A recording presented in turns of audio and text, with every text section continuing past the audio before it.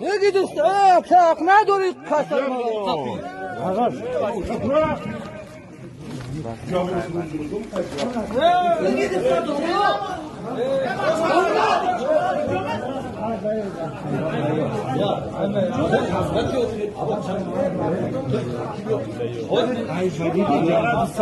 zamanlar tabii gomle gördüm. Surat çıkıyordu. Surat değil ki aşağı. Kadı vaqvaq xudega jo'q miga. من başta bakarlarken de günümüzden yemişim istedim. Ya hayır Bu hamma kasab xiga vaqvaq barduri.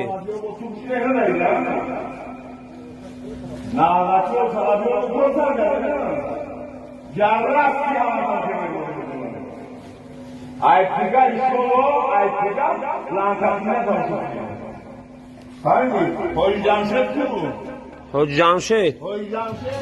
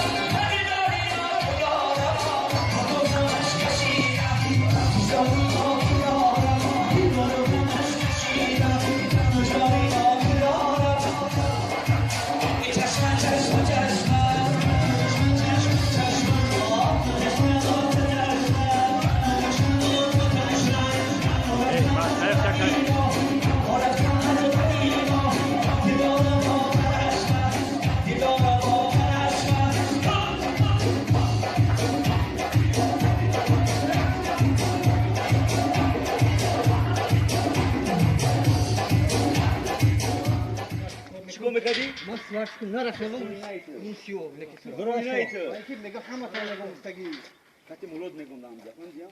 Şirinay marka ama şöyle. Kati ana dodamı durum siyo. Dali gojate. Agar xtoran salafiyo shoma na goyent ma kumte. Ama tamam. Я говорю, тема салафи нестем. Я Ama говорю, salafi.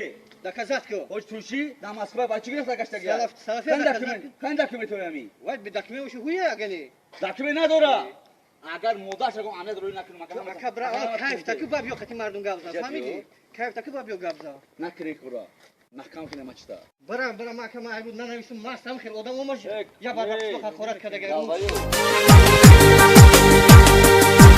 مسجد خدا جای دعا هست و نماز نه جای سخن گویی به غیبت تو دراز از کینه و بخل دلت را تازه نما زیرا کی نماز باید بود گفتنی راز از کینه و بخل دلت را تازه نما زیرا کی نماز باید بود گفتنی راز خدا را یاد کن باره کی میری. السلام علیکم و رحمت الله و برکات.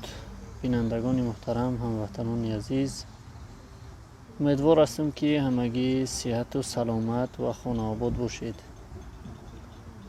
امروز ما در دولت اتریش قرار داریم، همراه 5-6 نفر از برادرای گروه 24 در آلمان. خب همراه برادرها در یک باغ آمدیم شیشتیم. نو یک نوار در سایت بامداد تماشا کردم. برادر آزادی عدالت نشرش کردگی است در فیسبوکش. خب در اون نوار دیده می شود در دهه 90 ناحیه رشت در مسجد کنسرت کردگی هستند. یک سراینده میخونه و دیگرها در همون مسجد بگیم که موسیقی گوش دارند.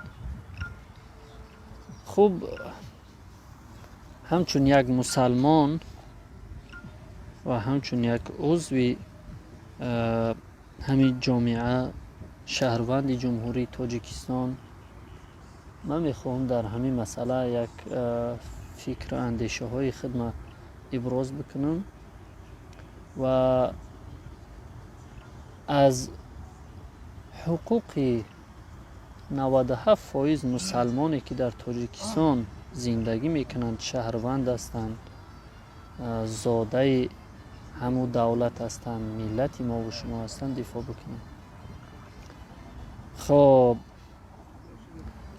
این حال ما الحمدلله نماز جمعه را تقریبا یک نیم ساعت پیش یا که یک ساعت پیش به در وینا در نزد یک ساحل دریا از مسجد خواندیم. با الله قسم مسجد داخلش پرشید. خب حوالین مسجد پرشید و در بیرون در گرد اطراف هم مسجد مردم دیگر جای نماز ها را پرتفتن، نماز خواندن و کسی هم با یگان نفر کار نداره که تو ریش داری، سطر داری، حجاب داری. نگفتن امانت که حتی زنک ها را هم خانم ها در همون مسجد اشتراک داشتن، جای مخصوص نماز جمعه را ادا کردن. خوب خلاصه یگان نفر کسی را نمیگه که تو چرا ریش مونده یا که چرا این رقم لباس میپوشی یا چرا سطر میکنی. ریشدار شما اونجا بود و جوانایی بودن که لباسای سنتی، لباسایی که در ما و شما به اصطلاح لباسای حجی میگن، سفیدی دراز، اون هم رقم لباسا پوشیدگی نماز میخوندن و کسی با اونا کار نداشت. و ما و شما میگیم که دولت کفر، اروپا را میگیم دولت های کفر و با پروپاگاندایی که روسیه بگیم که در منطقه های ما میکنه، اینا دشمنی اسلام هستند و پروپاگاندای روسیه البته. خب در یک دولتی که با فکرهای ما و شما، البته با فکرهای ما نه، با فکرهای شما دشمنی اسلام هستند، مسجد آزاد و کودک هم والله قسم به چشمام دیدم، کودکی که حتی از 5 ساله پایان است، کودکی که بگیم که سین و سالش برای مکتب رفتن است، دیدم در نماز خواندن. والله قسم نماز میخونن، کسی با اونا کار نداره. اما نگاه کنین در تاجیکستان سطر و حجاب محکم کردن، ما و شما خاموش ایستادیم. ریشا را تراشیدن، ما و شما خاموش ایستادیم. مسجدای ما و شما را خراب ساختن، ما و شما خاموش ایستادیم. امروز مسجدای ما و شما را مثل هم دیسک کلوب ها، مثل طرب خانه ها در موسیقی آلوده ساختگی هستند. مرگ به همون خیل مسلمانی که این حالت میبینه و خاموش میسته، مردن همون خیل مسلمان بهتر است. من به خدا قسم حیران میشم در مسلمانی شما، ای مردم تاجیکستان، که برای چی شما خاموش هستین در این بی ترتیبی، در این بی نظامی، در این قدر نفرت نسبت به دین ما و شما، در این قدر دشمنی به دین ما و شما که ظاهر است، یعنی آشکار است، ما و شما با چشمون میبینیم و بازم خاموش هستیم. ما و شما چرا فکر نمیکنیم که ما چگونه روز قیامت نزد خدای خود ایستاد میشیم؟ چرا ما و شما فکر نمیکنیم که ما چگونه روز قیامت به چشمان رسول الله صلی الله علیه و آله و سلم نگاه میکنیم؟ چخیل ما دعوا بکنیم روز قیامت که ما و شما امتی رسول الله صلی الله علیه و آله و سلم هستیم. ای مردم مگر جان پیامبر صلی الله علیه و آله و سلم ارزانتر از جان ما و شما بود که پیامبر صلی الله علیه و آله و سلم خودش شمشیر گرفته در صف پیش می ایستاد جنگ میکرد که امروز ما و شما مسلمان باشیم. مگر خون ما رنگین تر از خون پیامبر صلی الله علیه و آله و سلم است که ما و شما احتیاط میکنیم برای جان خودمان و از دین خودمان دفاع نمیکنیم؟ مگر خاندان ما و شما از خاندان پیامبر صلی الله علیه و آله و سلم عزیزتر هستند، مهمتر هستند، محبوبتر هستند که ما و شما فکر خاندانمون نمیکنیم، در یک جا آرام میستیم و پیامبر ما و شما محمد صلی الله علیه و آله و سلم در میدان محاربه میبرامد به این گونه کافرها، به این گونه مشرکها، به این گونه کسایی که نمیخواستند که مسلمان در دنیا باشه، نمیخواستند که این دین رواج بیا و رونق پیدا بکنه، مبارزه میبرد. و ما و شما امروز یک توده مردمی ترسوی ترسونچه که بزدلی نمیدونم به صفت پس چیدگی هستیم. حیف نیست؟ مرگ نیست؟ شرمندگی نیست؟ مرگ خوبتر نیست از این حالت هایی که ما و شما داریم؟ چگونه شما خودتان مرد می حسابین؟ چگونه شما خودتان مسلمان می حسابین در صورتی که ما و شما این گونه حالت ها را مشاهده میکنیم و چیزی نمیگوییم، کاری نمیکنیم؟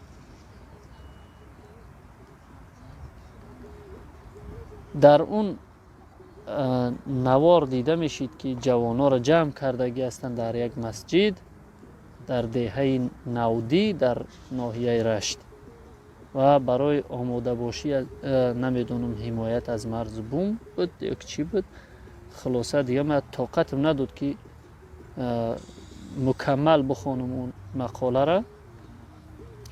خلاصه اولش که همو جوانایی که در اونجا اشتراک داشتن شرمنده بود همو خیل مسلمانی که در همو خیل جا اشتراک میکنه و چیزی نمیگه. و مراجعت است به تمام جوانای وطن. شما زمانی که یک حکومتی که ضد دین شما مبارزه میبره، یک حکومتی که شما را کوششی به ایمان ساختن میکنه، کوششی کافر ساختن میکنه، همین گونه حکومت دستگیری نکنین، همین گونه حکومت توف بکنین در روش، همین گونه حکومت میتونین 5 سامان هستم یک کرسکوهای هم بلانی بگیرین در تمام دیوار و کوچه و خیابانا بنویسین که ما بیزار هستیم از این گونه حکومت و ضد این گونه حکومت مبارزه ببریم. ما کسی را به جنگ کشتار رو بگیم خونریزی و ویرانسازی دعوت نمیکنیم. ما تنها میخواهیم که تاجیکستان یک سرزمین آزاد برای هم مسلمان و هم مسیحی و هم یهودی و هم بت پرست باشد. ما همچون مسلمان دعوای آزادی خودمون میکنیم. ما نمیگیم که شما مردم بخیزین ضد فلان مذهب یا اینکه دین بجنگین. ما میگیم مردم بخیزین ضد نفرای ما و شما مبارزه ببریم که هم مسلمان از او بیزار شدگی است در تاجیکستان و هم مسیحی و هم یهودی و هم بت پرست. ما شما را دعوت میکنیم به مبارزه بردن، همون هم به قتل و کشتار نه، به راه های مصالحت آمیز، به راه های مردمی. ما شما را دعوت میکنیم که مردم بخیزین ما دشمنی کلی همه شهروندای تاجیکستان از بین ببریم. نظامی که در فرهنگ ما و شما توف کردگی هست، همین نظام ما و شما از بین ببریم. من نمیدونم به خدا چه رقم شما انسان هستین، من نمیدونم شما چی ذاتی هستین که تا این حد پستی ها بالای ما و شما میارن، ما و شما بازم خاموش هستیم. شرم نمیدارین شما؟ عیب نیست یک بار همین مردم پاپرو بید بکنن، همین خیلی کارو را در مثلا افغانستان بکنن، یک حکومت یا یک کسی دیگر، قیامت بر سر او حکومت قایم میکنن مردم افغانستان. در ایران شما تصور بکنید که در یک مسجد حکومت بیا موسیقی بکنن، قیامت بر سر حکومت قایم میکنن. در تاجیکستان میان در مسجد رقص بازی میکنن، شما مردم تاجیکستان خاموش هستین، شرم نمیدارین؟ همین نوارو را همسایه کشورهای ما و شما تماشا بکنن، هم زبانهای ما و شما تماشا بکنن، شرم نمیکنین؟ از این بیناموسیتون، از این دیوسیتون شرم نمیکنین؟ شما فراموش کردین که خداوند در بالای جنت، بالای دروازه های جنت در نوشته کرده است که الجنه انت حرام علی الدیوس، ای جنت داخل شدن تو برای دیوسان حرام است. و دیوسی که نسبت به دین است از دیوسی که نسبت به عائله است بدتر است. انسانی که به اهمیتی در دینش داره او بدتر است از انسانی که به اهمیتی در عائله خودش داره. شرم بدارین، شرم بدارین که شما اینقدر بیناموس شدگی هستین، شرم بدارین که اینقدر بی غیرت شدگی هستین. خدا هدایتتون بکنه، خداوند توفیقتون بده و الا شما به نابودی رفته ایستین. مردم یک بار هوشیار بشین، بخیزین از خوابی رفتتون، از این خوابی غفلتی که شما رفتین بخیزین، بیدار بشین.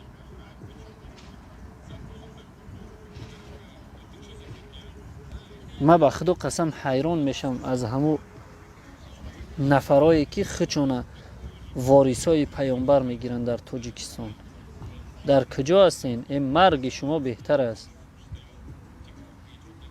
چگونه در نزد خدای خود شما سر بالا میکنین؟ برای چی شما مردم بیدار نمیسازین؟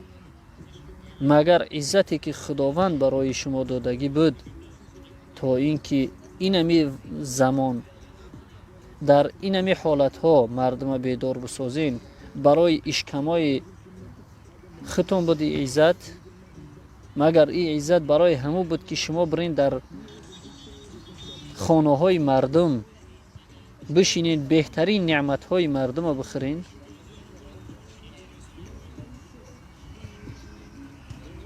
نه، البته این عزت خداوند برای شما دادگی بود تا اینکه مردم به گپ شما بکنن و در این گونه حالت ها مردم سرجم بسازین شما و از دین خدا حمایت بکنین. ولی متاسفانه شما یک توده مردم شدین که هر چیزی که حکومت گفت خواب گفتین. شما یک توده مردم شدین که در منبرهای مسجدها بجای آن که حمد و ثنای خداوند بگین حمد و ثنای رحمان و گفتین. این همی از سبب که امروز این ظالم، این دشمن خدا قوت قدرت پیدا میکنه، شجاعت پیدا میکنه که در مسجدهای ما و شما کنسرت میتیه. شرمنده این مردم تاجیک، شما واقعا شرمنده هستین. عیب بدونین، در بین دیگر ملت ها عیب بدونین. عیب بدونین که مردم افغانستان شما را چی میگه وقتی که تماشا میکنه. هم زبانی ما و شما هستن. عیب بدونین وقتی که مردم ایران شما را تماشا میکنن چی میگن نسبت به شما. عیب بدونین. عیب بدونین که شما نزد خدا چگونه سر بالا میکنین میخیزین روز قیامت. ای با بدونید که شما چه خیل و چشمان رسول الله صلی الله علیه و آله و سلم نگاه میکنین روز قیامت. ای با بدونید یک توده امتهای بی صفت نباشین. کمر همت ببندین و برای آزادی این دین، برای رونق این دین مبارزه ببرین ضد دشمنان این دین. السلام علیکم و رحمت الله و برکاته.